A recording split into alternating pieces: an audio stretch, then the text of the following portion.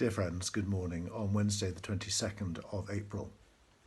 On Monday and Tuesday this week, we've been thinking about how our culture, which is normally in denial about the reality of death, is now being starkly confronted by it with the coronavirus pandemic. How then are we to face death, and in particular, how are we to mourn for those who we love?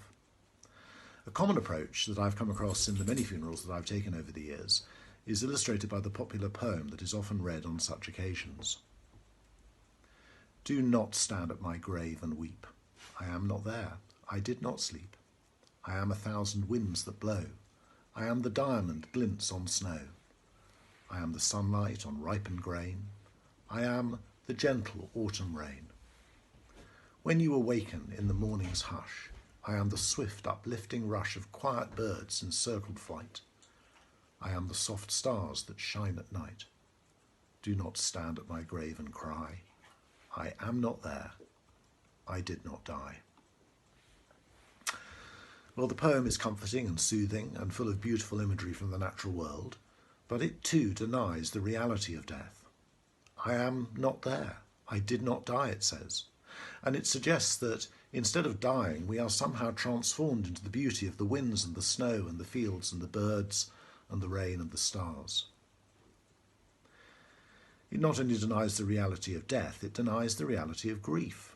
Do not stand at my grave and weep. But these sentiments just don't tally with our experience.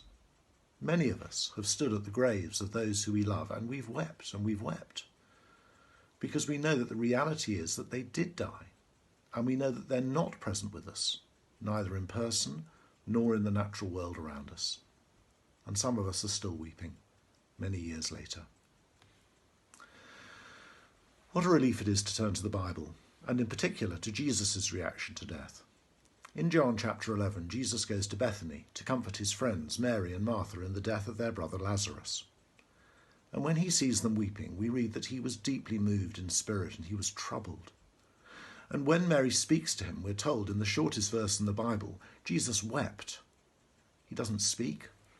All he does is weep with them. And then, when he goes to Lazarus' tomb, a literal translation is that Jesus snorted with rage. Jesus is troubled, he's in tears, he's angry at the intrusion of death into his perfect creation. Because death was not part of God's original plan for this world and for human life. In the early chapters of Genesis, we see that we were not meant to die. We were meant to live forever, as we will in heaven. But when we turn from God, in our desire to be like God ourselves, everything broke.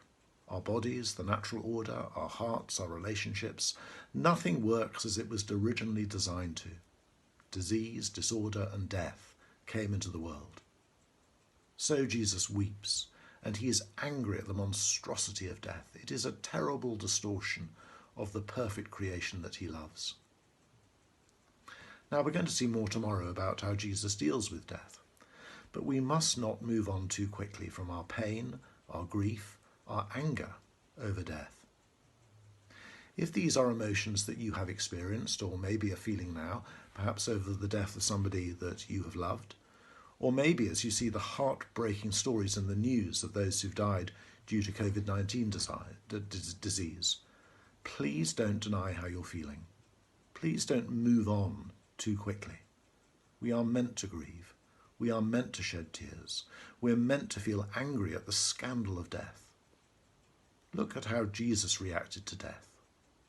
Stand at the grave and weep. May God bless you.